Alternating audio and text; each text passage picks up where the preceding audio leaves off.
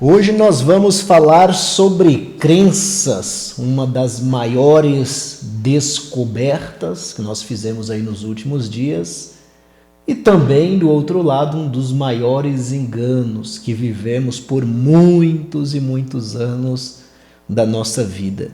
E nesse nosso bate-papo, nesse nosso podcast, podemos dizer assim, eu estou aqui com minha esposa, a Yara Santos, né, Yara? A paz do Senhor aí para quem vai ouvir o nosso compartilhamento.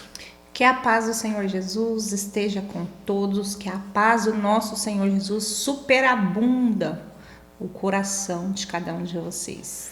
Você falou agora até parecendo uma religiosa, porque o religioso ele é todo educado, né? Tem uma saudação estendida e quer demonstrar a Deus na sua vida de todas as formas. Por isso que eu disse que você saudou como um religioso. O bom dessa descoberta que fizemos nesse último ano recente, essa descoberta. O bom é que a esposa também não ficou para trás. Porque quando se trata de uma crença, quer carnal ou quer espiritual, a gente corre um sério risco, né, de um crer, se inclinar para aquilo e o outro crer de outra forma. E aí dá uma divisão. E o próprio Jesus mesmo disse que seria assim, né? Os próprios inimigos seriam os de dentro da sua própria casa e haveria uma divisão entre pai, mãe, filho, sogra, nesse sentido, porque vai ser colocado uma base de crença e um vai crer fielmente naquilo e o outro vai crer fielmente em outra coisa. Então, nessa descoberta desse último ano, eu agradeço ao Senhor que a minha esposa acompanhou também, né? O Espírito despertou a minha esposa e nós dois conseguimos ser abençoados nessa nova bênção de um ano para cá. Eu acredito que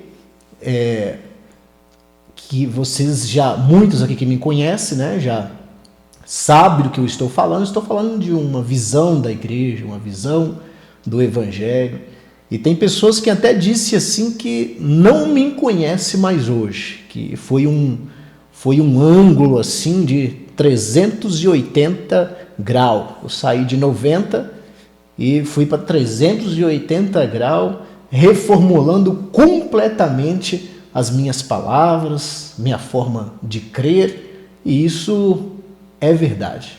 Então essa última, vamos falar primeiro do engano que a gente vive por muito tempo. Depois a gente fala da descoberta, o sistema religioso.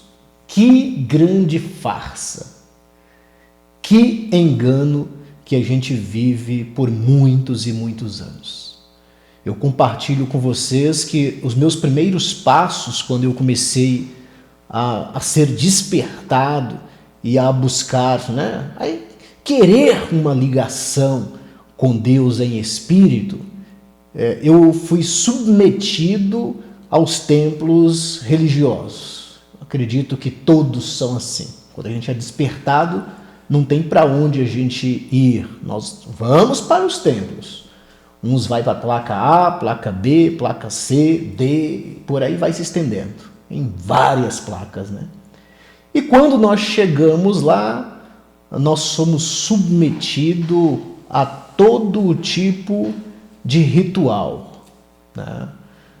Eu já participei de vários e todos eu fui submetido a um ritual. Tem alguns que têm o ritual de revelação, revelar a vida, revelar o que vai acontecer uma semana, e aí fala e as pessoas acreditam fielmente naquilo, coisas terrenas, né? Tem algumas que incentivam você pegar objeto e fazer propósito no teu coração que aquilo vai acontecer, coisas terrenas. Tem algumas que incentivam dias específicos, né? Hoje é a quarta da bênção. Hoje você coloca o nome na caixa de oração. Hoje você vai ser ungido com azeite. Hoje você vai ser derramado água na sua cabeça. O que mais nós já experimentamos por aí? Né? Muitas coisas, né? Muitas coisas. Não só eu, acredito que todos que já foram a um templo religioso, se você querer compartilhar embaixo aí, tiver coragem de ir se despertando, você pode compartilhar dizendo: eu já peguei caneta ungida, eu já peguei lenço, eu já peguei azeite, eu já peguei tijolo, eu já peguei chave, eu já fiz fogueira santa, eu já dei oferta da data de quantos anos eu tenho, eu já coloquei papel em caixa de oração, eu já fui na quarta-feira da bênção. Esse é o primeiro estado. Se eu falar para vocês que tudo isso que é atrelado ao sistema religioso é humano, e todo o tempo que nós ficamos se envolvendo com estas coisas, nós não despertamos em nada no sentido espiritual. Então, foram anos e anos e anos de cansaço, de fadiga, de perturbação, de aflição, de opressão, e nunca que a gente conseguia chegar em uma paz interior, uma paz interna. Nunca que nós conseguimos. E a última bênção que nós recebemos, de um ano para cá, chama-se Evangelho da Graça. Irmãos, é a maior riqueza que um homem, que um casal, que uma família, eu desejo isso para todos, que eles tenham essa experiência. Entender, fazer a matemática, fazer o cálculo, para você compreender o que é o Evangelho da Graça. Essa é a verdadeira religião. Esse é o verdadeiro Evangelho. Evangelho da Graça. Tudo aquilo que eu falei para vocês agora, que eu estava fazendo, aquilo representa que é um homem, é um povo, é uma religião carnal. Né? Quando nós falamos de algo carnal, a gente sempre olha para aquilo que as pessoas estão fazendo de forma no seu corpo físico. Podemos dar algum exemplo, se essa pessoa está fumando, se essa pessoa está bebendo. E aí nós olhamos e dizemos: você está na carne. Essa é a lógica da religião. Mas quando você é abençoado com o Evangelho da Graça, você vai entender o que é o Evangelho da Graça. Então nós percebemos que estar na carne vai muito além destas obras. Vai muito além de fumar, de beber, de brigar, de falar alto, vai muito além. Tem coisas sutis que a nossa consciência se apodera e nós vivemos anos e anos e anos, e diante do olhar do Espírito, ele percebe que aquelas pessoas, aquela comunidade, aquela religião está na carne e achando que está no Espírito. Resultado disso, resultado de estar na carne: muitos problemas, muitas maldições, muitas pragas, e a vida desanda de todos os lados, e depressão te pega, insônia te pega. Muitas coisas acontecem principalmente no interior do homem, quando você está na carne. Mas Jânio, como que é estar na carne? O que é estar na carne? Eu não faço nada de errado, eu vou para os meus cultos todos os domingos, eu participo da ceia, eu oro bastante, eu jejum bastante, eu faço meus propósitos, minhas campanhas. Tudo isso que você está fazendo é estar na carne. Tudo isso você está fazendo é estar na carne. faz e não faz absolutamente nada quando você entender o fundamento do Evangelho em Cristo. Então, o estar na carne é um homem que ele pega a sua consciência e até o fim da vida dele, ele vai lutar pela sua salvação, ele mesmo, o homem em si, o seu mérito, o seu pensamento. Você vai calcular, você vai fazer coisas lutando para a sua salvação, lutando para a sua santificação, no sentido de que você, homem, vai conseguir, né? E todos aqueles implementos que é feito dentro do chamado igreja, que são os templos de pedra, então aquilo representa você na carne, próprio homem, o seu próprio ser, fazendo tudo aquilo, e isso é estar na carne. E o Evangelho da Graça chegou pra gente, né, Yara? O que você tira, assim, de um ano para cá, nessa bênção a qual nós falamos que recebemos? Você entende também, Yara, assim, que é uma bênção o Evangelho da Graça? O que você entende? Como que você pode explicar o Evangelho da Graça para as pessoas que estão chegando agora a conseguir compreender o que nós estamos falando? Eu falo que o Evangelho da Graça, para você conseguir ter essa clareza, é preciso nascer de novo, né? Porque no primeiro contato que você tem, você entra em conflito. É como diz aquela passagem, né? Que a carne milita contra o espírito. Porque assim, por muito tempo você é disciplinado de uma maneira, é educado de uma maneira. E de repente aquilo ali, o véu se rasga, o Senhor te dá uma nova visão, um novo entendimento, e aí você entra em conflito consigo mesmo. E então, assim, por muitos anos, né?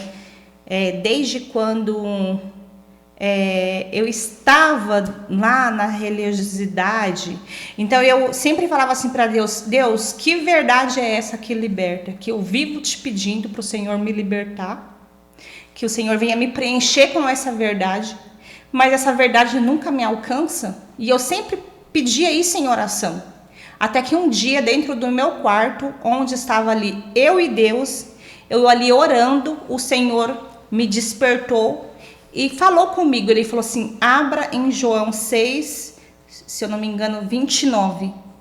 E naquele momento eu estava ali tendo um conflito com o Senhor. Eu estava falando: Senhor, que verdade é essa? O que eu preciso fazer? Porque eu achava que eu fazia muito. E eu corria daqui, eu corria de lá, e eu corria daqui. E eu nunca me sentia em paz. Eu sempre achava que eu tinha que fazer muito mais. E quanto mais eu fazia, mais eu achava que eu estava fazendo. E também tem esse sentimento de julgar, porque quando você é separada de algumas coisas, e quando você vê outras pessoas fazendo, aí você começa a julgar. Olha lá, olha isso. E a palavra do Senhor mesmo fala, né? Com a medida com que julgais, serás julgado. E naquele momento ali que eu estava ali falando com Deus, pedindo para Deus tirar tudo aquilo que eu aprendi do homem, que eu queria realmente aprender do Espírito, o Senhor falou dentro do meu coração: abra sua Bíblia em João 6:29. E eu falei: não vou abrir, Senhor, porque eu já li esse versículo. E ele: abra. E ali eu, brigando mesmo com o Senhor, eu abri a minha Bíblia em João 6:29. E naquele momento, aquela passagem que eu já tinha lido e relido milhares de vezes, naquele momento, quando eu li aquele versículo, eu li de forma diferente. O Senhor me despertou. E o Senhor falou: a minha obra é essa, que creiais. Que creiais. Aí aquilo entrou de uma forma que, sei lá, os meus olhos se abriu para a palavra do Senhor. E eu fiquei assim, maravilhada. Jânio, vem aqui, Jânio. Olha só esse versículo, Jânio. Olha só, a gente vive perguntando para Deus o que a gente tem que fazer. Que obra é essa? Que obra é essa? E naquele momento o Senhor desvendou o mistério. Então, a grande bênção que nós estamos compartilhando com todos que vão acompanhar as nossas experiências, nosso bate-papo, é o Evangelho da Graça. Como que se resume? Que bênção é essa, Jânio? Como que você pode me apresentar essa bênção? Lembra que você já ouviu que Jesus Cristo desceu à terra? Lembra disso? Foi gerado no ventre de Maria pelo próprio Espírito, sem ter relação sexual. Lembra que você já ouviu isso? E aí depois ele anunciou, né? O Evangelho, escolheu seus discípulos e lembra disso? E aí o sistema religioso não o aceitou, começando lá pelos judeus. Eles não o aceitaram e pegaram ele, colocou no madeiro. Já ouviu todos esses relatos? Já, com certeza. E aí os relatos diz que ele foi colocou ele na sepultura e depois de 3 dias ele ressuscitou, né? Tudo isso nós já ouvimos. Então, quando nós falamos da bênção da graça, nós entendemos que tudo isso que Jesus passou, desde o seu tempo terreno até a sua ressurreição, ele estava deixando uma mensagem e deixando um ato para que todos nós pudéssemos agora receber um renovo, uma nova mensagem de que nós estamos perdoados por Deus. Nós fomos remidos por Deus. Ele não lembra mais de nenhuma transgressão, começando por Adão, não lembra mais, nunca mais. Ele perdoou. Então a pergunta é: o que é mais fácil você declarar? Você é um pecador ou você não tem o pecado? O que é mais fácil de você fazer a declaração? Percebeu que é mais fácil você dizer que você é pecador?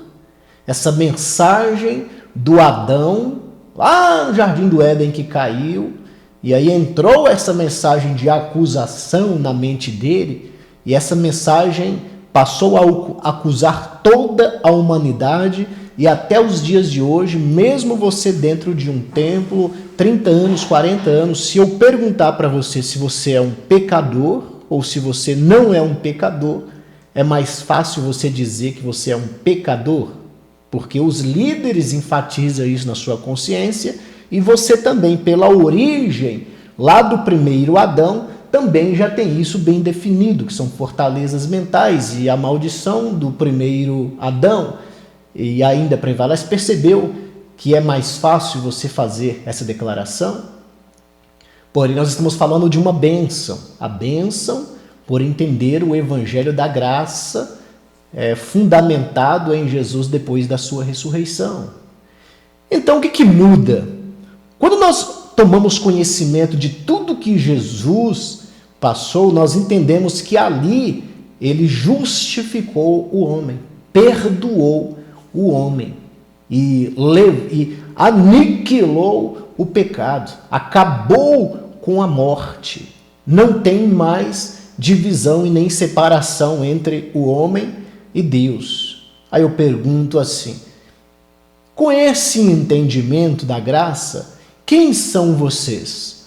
Justificados, perfeitos no Espírito, sem o pecado, porque o pecado é a transgressão da lei, e o pecado é a acusação que havia na nossa consciência, que ficava nos acusando diante de Deus, mostrando todas as falhas. E agora nós entendemos que Jesus nos justificou e agora tem uma mensagem na minha consciência de gratidão. Eu agradeço, eu sou grato a Ele. E não imputo mais na minha consciência, nem permito que nenhum líder impute mais na minha consciência uma acusação de pecado, de transgressão, de que está precisando fazer isso, precisando fazer aquilo. O ato de Cristo Foi o suficiente para arrancar essa mensagem da minha consciência. Então, quando você entende isso, a sua vida passa a ser abençoadíssima, porque tudo começa com a paz interna. Você entendeu o fundamento de que as pessoas tanto correm e os abusadores da mulher do pai? Vou explicar para vocês, tem muita gente aí abusando da mulher do pai. Quando nós falamos a mulher do pai, você sabe que é a igreja, é a mulher do pai, é a esposa do pai. O corpo de entendimento, igreja, é a mulher do pai. E o que os homens estão fazendo com a mulher do pai? Se prostituindo com a mulher do pai. Entende? Pegando a noiva, a esposa do pai, e tomando de canto, se apoderando dela e fazendo tudo o que eles bem querem. Com isso, eles vão manipulando e eles vão imputando acusação e anulando o ato, anulando o sacrifício, e o povo geme por falta de conhecimento. Então, meus irmãos, a mesma bênção que eu recebi, eu estou liberando gratuitamente para vocês. Você acredita em Jesus? Acredito em Jesus. Mas como que você acredita em Jesus? É um sentimento que apareceu dentro de você? É um estímulo que a religião proporcionou? Ou agora você crê que não há mais nenhuma condenação sobre você? Você acredita nisso, que não há nenhuma condenação sobre você por todos os relatos que você já ouviu que Jesus passou e efetuou? Você acredita que você foi perdoado? Você acredita que agora você não é mais pecador se você aceitar esta mensagem e você permitir que a sua mente seja renovada? Você acredita nisso? Yara, isso é loucura o que nós estamos falando diante de uma multidão de pessoas que estão em cárcere, encarcerado, algemado por uma doutrina. Não tem grade do seu lado, mas a palavra do homem consegue encarcerar o espírito dessas pessoas para elas entenderem que em Jesus não ocorreu nada, agora é por mérito dela, elas que vão buscar, elas que vão fazer campanha, elas que vão fazer propósito, elas que vão fazer jejum, elas que vão participar de culto em culto, de ritual em ritual, e se elas têm que perseverar até o fim, se elas não perseverar, não vai dar certo. Essa é a filosofia, né? Então, entendendo essa bênção e esse contexto que nós estamos falando, o Yara, o que você tem a dizer sobre isso? Igual eu falei para você, desde o início, nós fomos disciplinados a uma linha, a uma filosofia. Nós fomos educados dentro dessa visão. E toda essa visão humana, toda essa visão carnal, nos faz, não nos deixa enxergar a obra consumada em Cristo. Então, quando se fala, você é pecador ou você é justificado? Aí você falou assim, é mais fácil dizer que somos pecadores do que dizer que somos justificados. A questão não é nem que é mais fácil.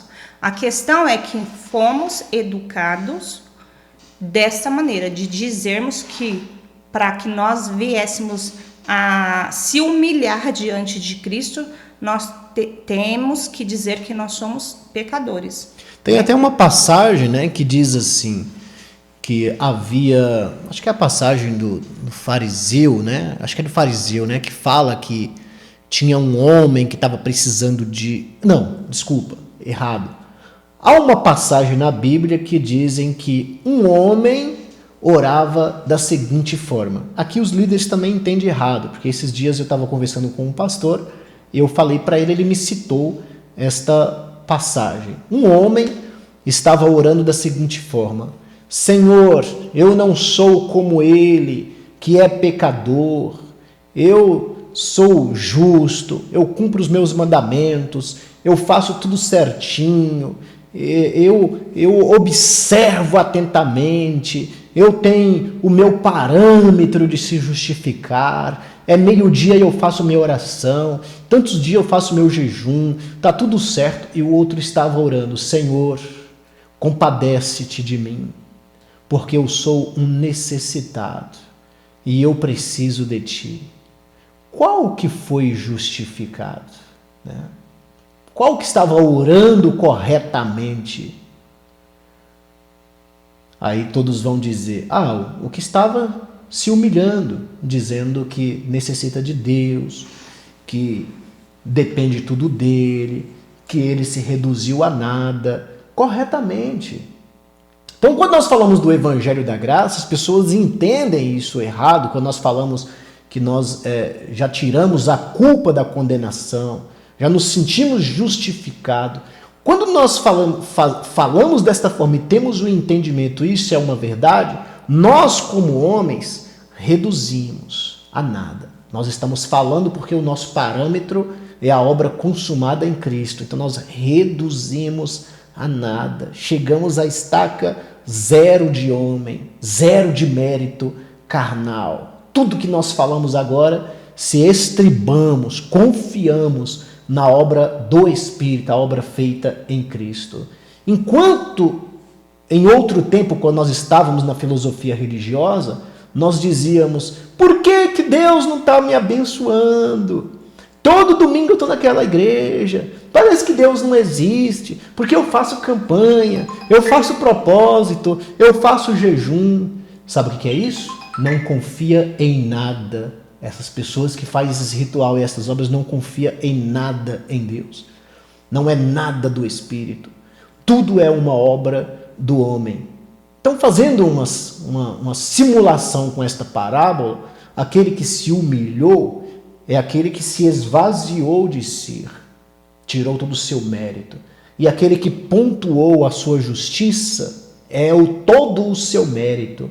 Então, a bênção da graça recebido pelo poder de Deus começa quando você entende que essa questão de união de nós para com Deus, de justificação, de perdão, é tudo feito por Jesus. Obra consumada. E falando, né? Jânio, sobre a carnalidade, né?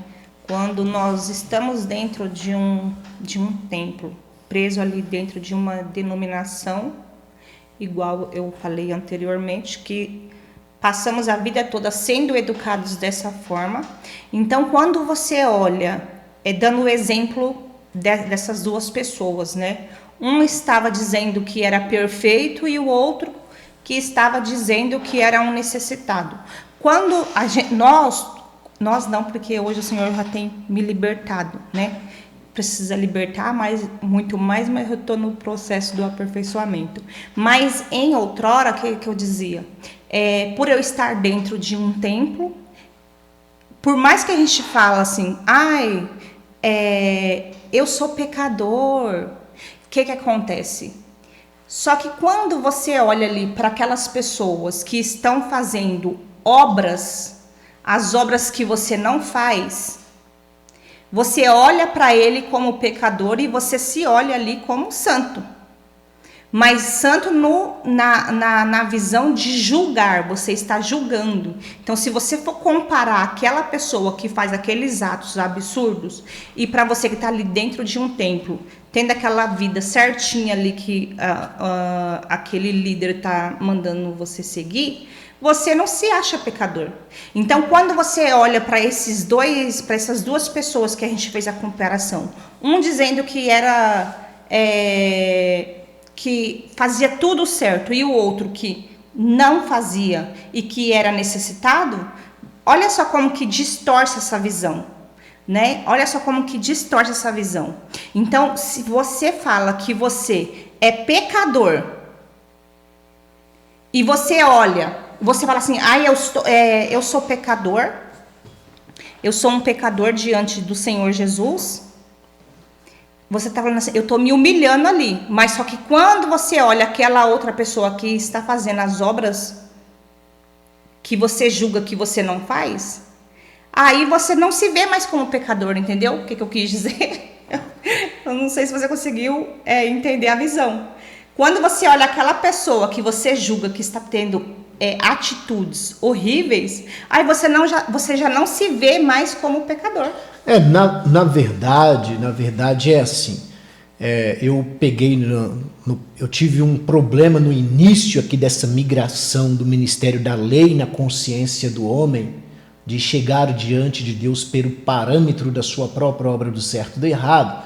Eu tive até um certo conflito com a Yara, assim, não um conflito direto, de briga de contenda, mas conflito no sentido de doutrinário, dela ainda ficar se debatendo, né? Eu falo que quando você começa a entender o Evangelho da Graça, você fica cambaleando, fica como se estivesse bêbado na doutrina que ainda está forte na mente. Então, sempre que a gente vai falar de ser justificado pela graça de Cristo e que nós agora não precisamos fazer rituais, muitas obras, muitas coisas, aí as pessoas dizem assim: ah, mas agora então eu posso fumar, posso beber, posso prostituir. Todas as vezes que um religioso legalista, que está com a consciência cauterizada, que eu sinto um certo pavor que me sobe até uma falta de paciência quando eu vejo as pessoas dizer, a gente vai falar sobre graça, o ato de Cristo, mostrando o sangue de Cristo, espiando o sangue de Cristo e falando de graça, aí eles dizem, então eu posso fumar, posso beber, posso prostituir?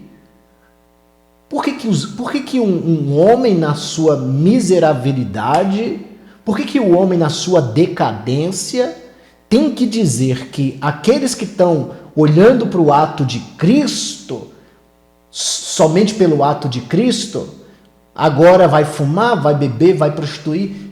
Que palavras sem gosto a essas pessoas que falam isso, né? Então, é pelo contrário. Quando você começa a fundamentar a sua crença na obra de Cristo, uma obra verdadeira aconteceu em você. Uma obra verdadeira aconteceu em você. Não é mais religião, não é mais conduzido por homem.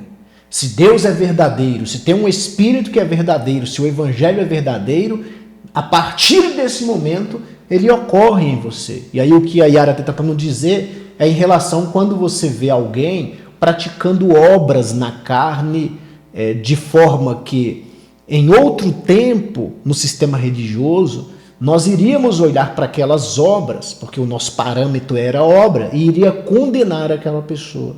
Só que agora o nosso parâmetro de salvação é o ato de Cristo. Entende? Então, se o parâmetro é o ato de Cristo, e eu entendi que eu fui salvo pelo ato de Cristo, que significa graça, misericórdia e amor da parte dele, eu não vou enxergar o meu próximo imundo e nem sujo, independente do que ele está fazendo. Eu não posso julgá-lo com o julgamento humano e religioso.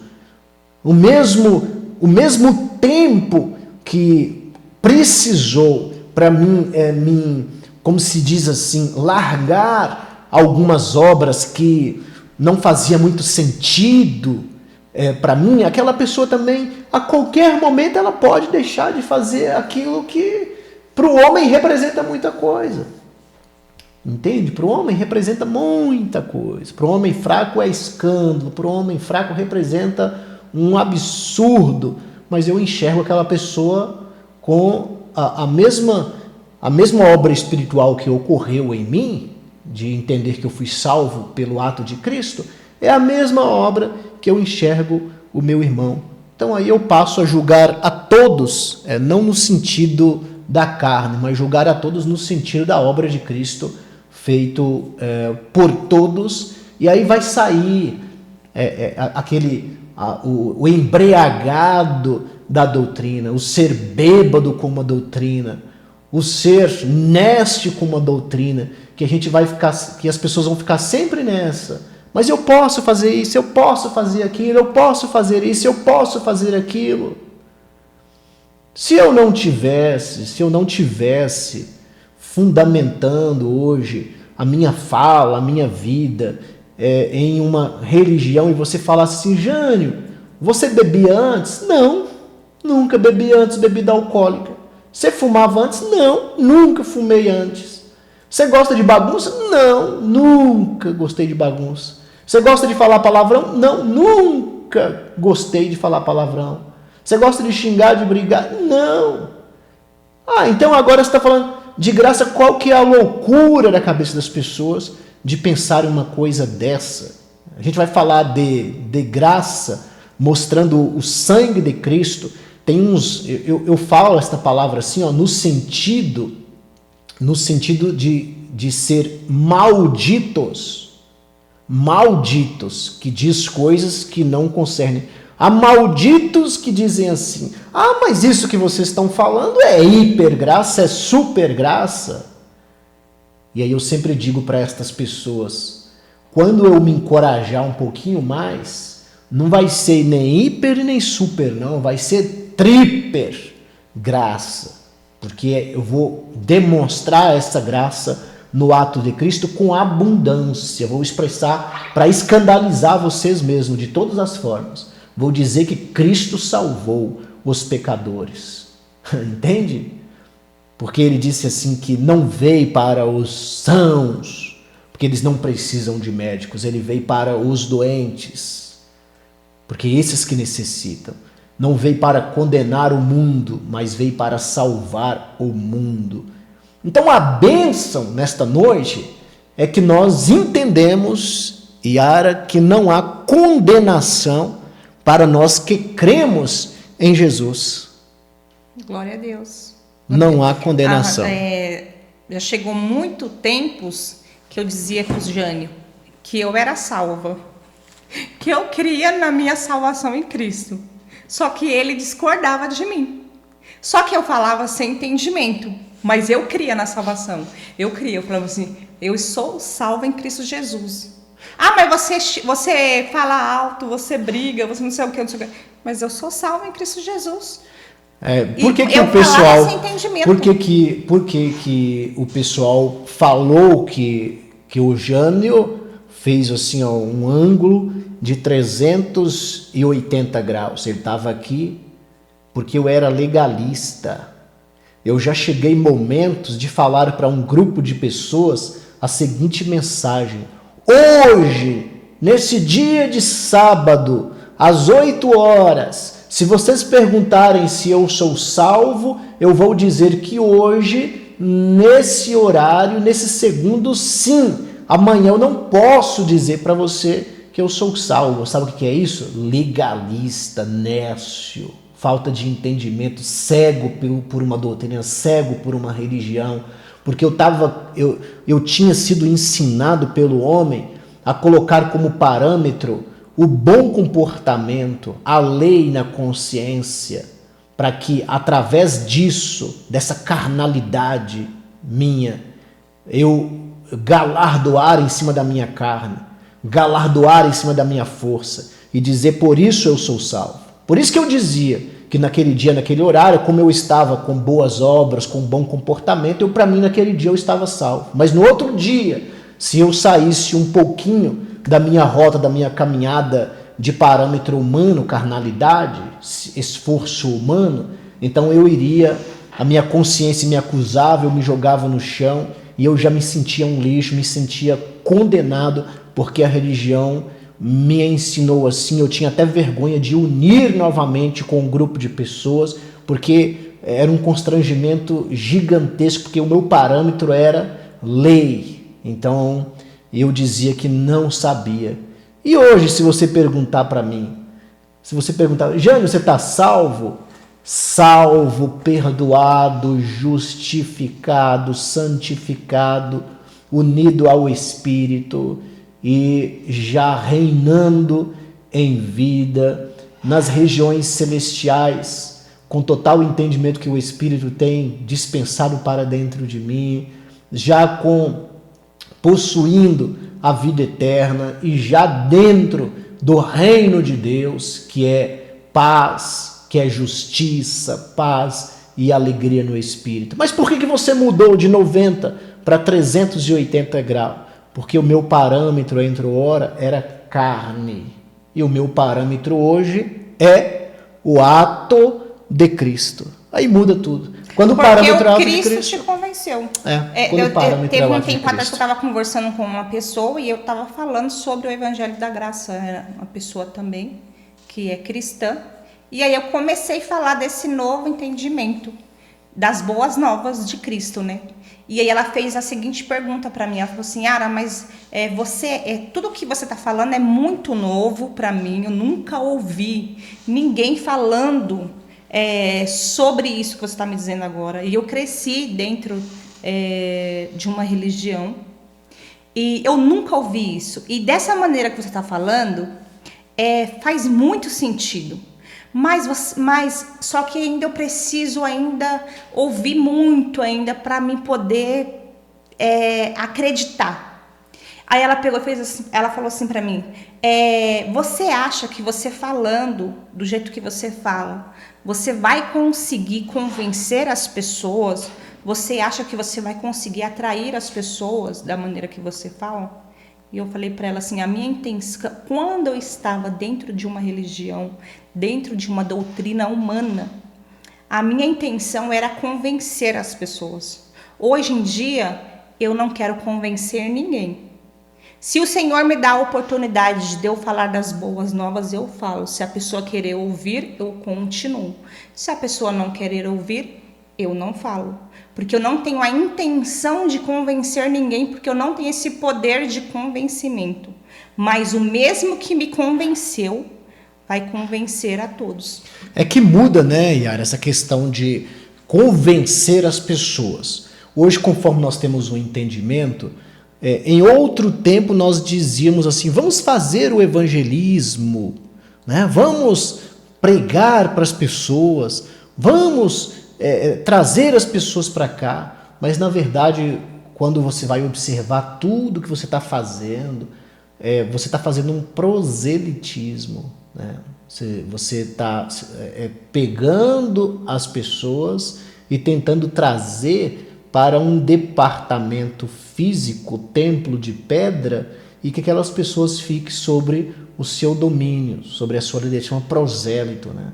Agora o que nós estamos fazendo hoje, nós estamos anunciando a obra de Cristo, de graça recebemos e de graça nós estamos dando. Então nós não estamos se importando com quem vai aceitar, quem não vai, até mesmo porque a mensagem da graça, eu chego a entender que há um pequeno rebanho selecionado para entender, os mansos e humildes de espírito, os arrogantes, se tiver alguma questão de ligação com religião, título com religião, cargo em religião, esquece que esse povo aí não vai entender mesmo sobre graça. Eles não vão abandonar a sua boquinha, o seu lucro, o seu dinheirinho, o seu dízimo, a sua oferta, o seu tapinha nas costas, o seu microfone na mão, o seu instrumento. Eles não largam mesmo, esse povo aí não larga. Eles são inimigos da cruz de Cristo. Me desculpa de falar assim, mas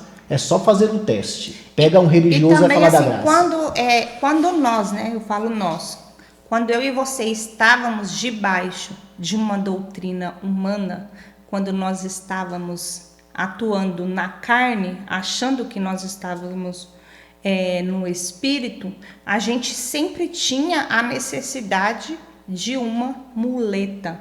A gente nunca andava, a gente não tinha aquela confiança 100% em Cristo. A gente precisava de uma muleta. Então, um exemplo, você precisava fazer determinada ação que aquele líder mandava você fazer para você ser abençoado. Então, se você, um exemplo, se você ficasse uma semana sem ir dentro daquela casa, você já perderia a bênção. Então você pega aquela denominação como uma muleta. Você depende, você deixa de ter a sua dependência em Cristo e começa a ter aquela dependência de um templo. Só que isso você não consegue ter, você não enxerga isso, porque o véu ainda não foi rasgado. Então você acha que você só vai ser abençoado, que o véu de Cristo já foi rasgado de cima a baixo. A gente acha que agora o véu precisa ser rasgado no entendimento da pessoa de baixo para cima. Aquela perseverança que você acha que tem que ser até o fim, você acha que você tem que perseverar até o fim dentro de uma denominação. E se você souber que aquele irmão saiu de dentro daquela denominação a qual você pertencia, até mesmo para ir para uma outra denominação, você já caracteriza aquela pessoa como pecador, que aquela pessoa estava endemoniado, que aquela pessoa está longe de Cristo, e você já começa todo aquele julgamento. Deixa a capetaiada, essa é uma doutrina perdida, uma doutrina do religioso, deixa isso, não vamos entrar nisso. Mas aí eu falo nisso para a pessoa entender que nós não devemos pegar essas coisas terrenas como muleta. Nós temos que colocar a nossa dependência 100% em Cristo. É você e Cristo, é você e Cristo. Deixa isso aí nós já vivemos demais, eis que tudo se fez novo e não queremos olhar mais para essa doutrina. E quando você fala do Evangelho da Graça, não pensa você que você vai ser abraçado, não. Abraçado? Vai ser apedrejado? O homem vai dizer, mas como que vocês estão falando isso? Que loucura, é tão fácil assim? É tão fácil assim? Eu não aceito, não quero isso que vocês estão falando. Não, o sangue de Cristo não. Não, Jesus só não, o poder dele não. Não, eu pego ódio de vocês, eu não consigo ouvir essas palavras de vocês. Essa é a mensagem. Eu já ouvi até uma pessoa dizendo para o Jânio estava falando do Evangelho da Graça, e a pessoa disse assim, resistir o diabo e ele fugirá de vós, porque ele falou que as boas novas que estávamos falando para ele estava chamando essas boas novas do diabo, porque ele não queria acreditar na obra consumada em Cristo. E até hoje não quer, e é uma doutrina maldita que entrou na cabeça da humanidade por meio do homem. O Deus desse século cegou o entendimento e não me importo com eles. Vai lá para o local que parece uma boate, onde você diz que é o templo de pedra, que Deus está ali, que vai derramar a unção, está cheio ali, está aparecendo a Babilônia, né? Preparado ali com todo um cenário das prostitutas, né? Prostituindo a obra de Cristo. Luzes vermelhas, azul, parede preta, né? Um efeito, fumaça, show, tá tudo preparado, né? Tá tudo preparado. Esse é o ambiente perfeito que os homens gostam. Então, cada um faz as suas escolhas e o pequeno rebanho, quando ouve a mensagem da graça, se alegra. Não faz questão de quem vai aceitar e quem não vai. Eu faço a minha parte de comunicar e já sei que é um ou outro que vai se unir, tirando todos os rituais, todos os sacrifícios, toda cerimônia, todas as luzes, fumaça, boate, essas coisas aí que o pessoal gosta, e vai unicamente a crer na obra de Cristo. Então, nós estamos chegando no final, mas antes nós temos que deixar aqui na tela uma palavra, né? Vou ver se consigo colocar aqui na tela. Vamos lá, já está na tela aí já a palavra, e você está aí contemplando com o teu olho tudo que nós falamos. Portanto, agora nenhuma condenação há para os que estão em Cristo Jesus. Quem que está em Cristo Jesus? Aqui nós vemos que tem um parâmetro. Para os que estão em Cristo Jesus, não há nenhuma condenação. Mas para aqueles que não andam segundo a carne, mas segundo o Espírito. Aqui no meio nós temos carne. Aqui que é o conflito. É aqui que os líderes homens dão bebida forte, embriagam vocês, e aí vocês não entendem absolutamente nada quando fala da nova e eterna aliança, depois da cruz de Cristo, e o que é carne e o que é espírito. Vou tentar colocar aqui, se o Espírito te der entendimento, você compreende. Então agora nenhuma condenação há para os que estão em Cristo Jesus. Quem que está em Cristo Jesus? O homem que faz ritual religioso está em Cristo Jesus? O homem que faz campanhas em templos está em Cristo Jesus? O homem que faz ofertas para Deus abençoar, dá dinheiro para Deus abençoar, esse homem está em Cristo Jesus? E vai se estendendo as obras, faz todo tipo de obra, jejum, e vai fazendo obras e obras e obras. Esse homem está em Cristo Jesus? Não. Esse homem, a doutrina faz cócega só nos ouvidos dele, porque ele ainda está no parâmetro da obra humana, no mérito humano. Então não está em Cristo Jesus. E quem que está em Cristo Jesus, Jânio?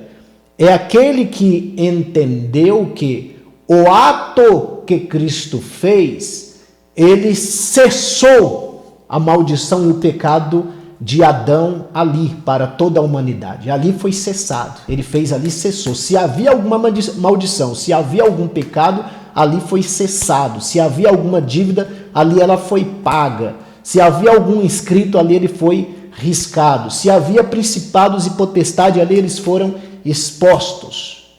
E o que restou para nós? Declarar que nós estamos salvos unicamente pelo ato de Cristo. É o que nós cremos.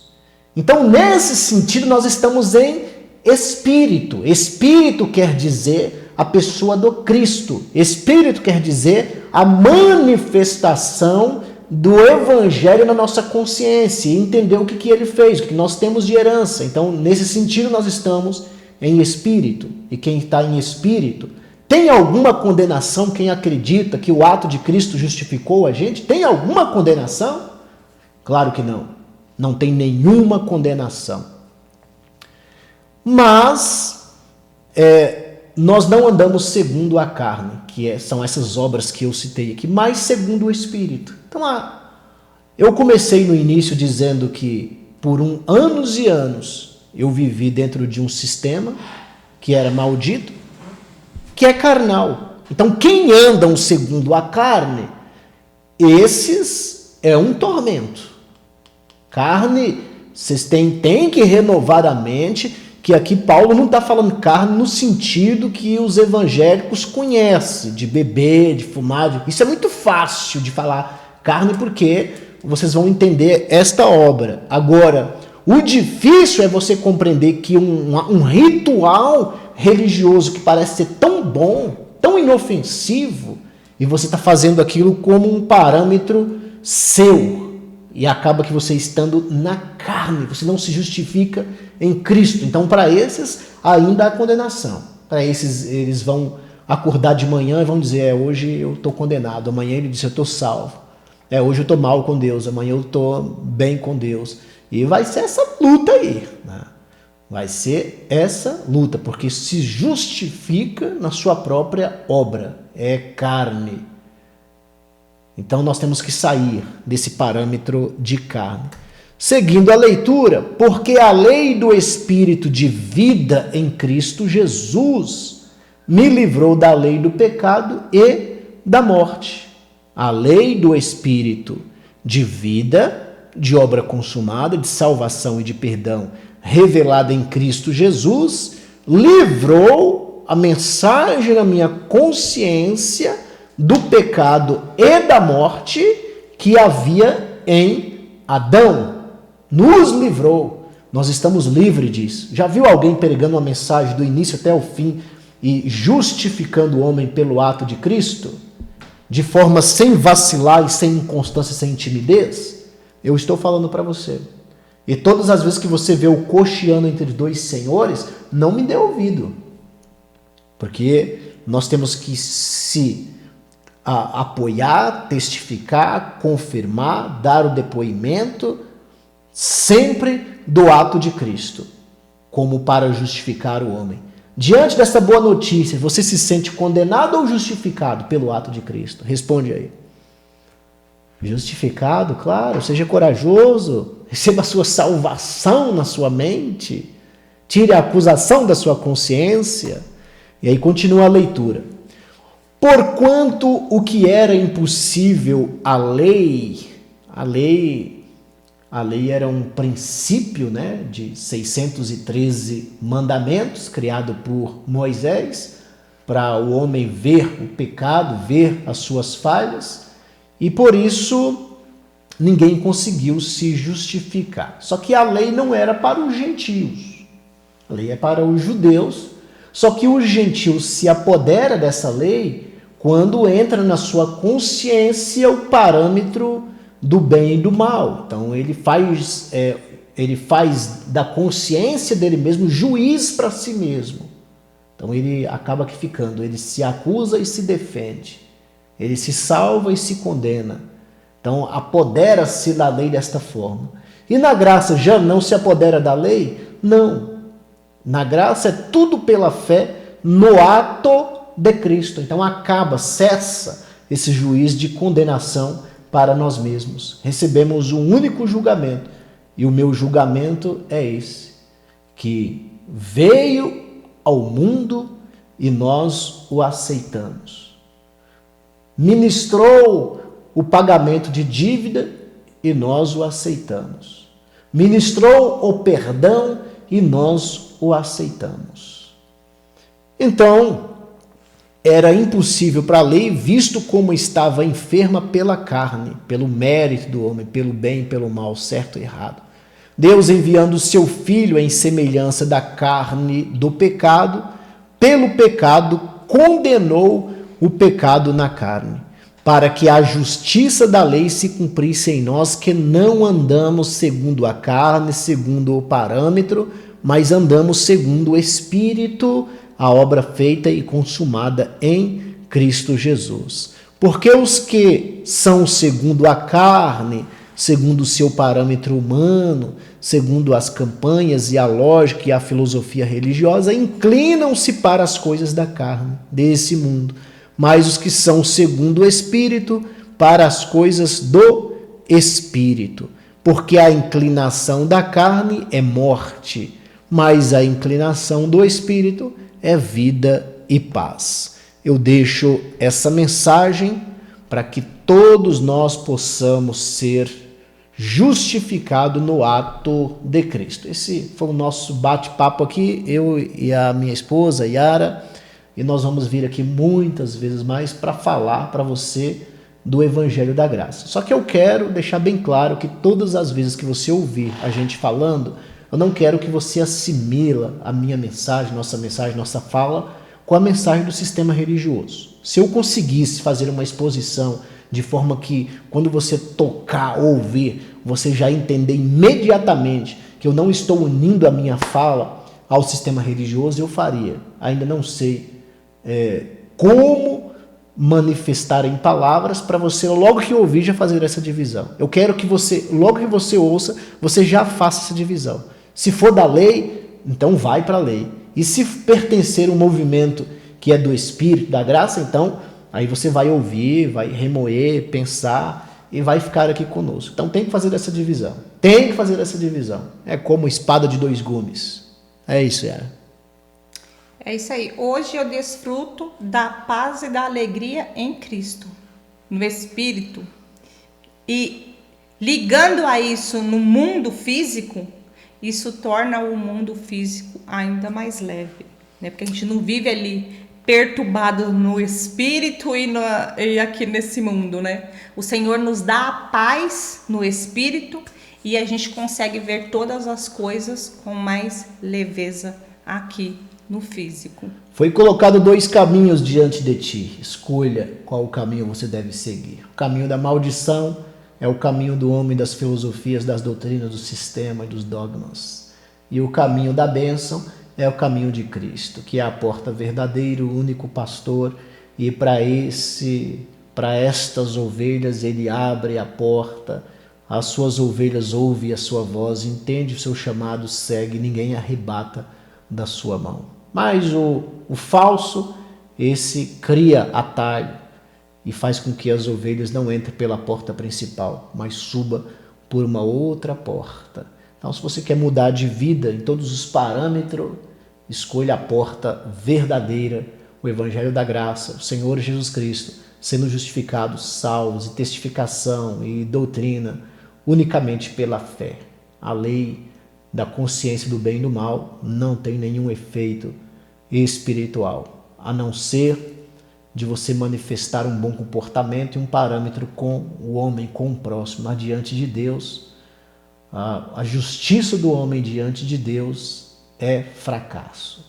Agora, a justiça de Cristo, essa sim, Cristo foi enviado como propiciação para expiar o pecado de toda a humanidade. Estamos salvos e limpos, santificados e purificados. Deus abençoe.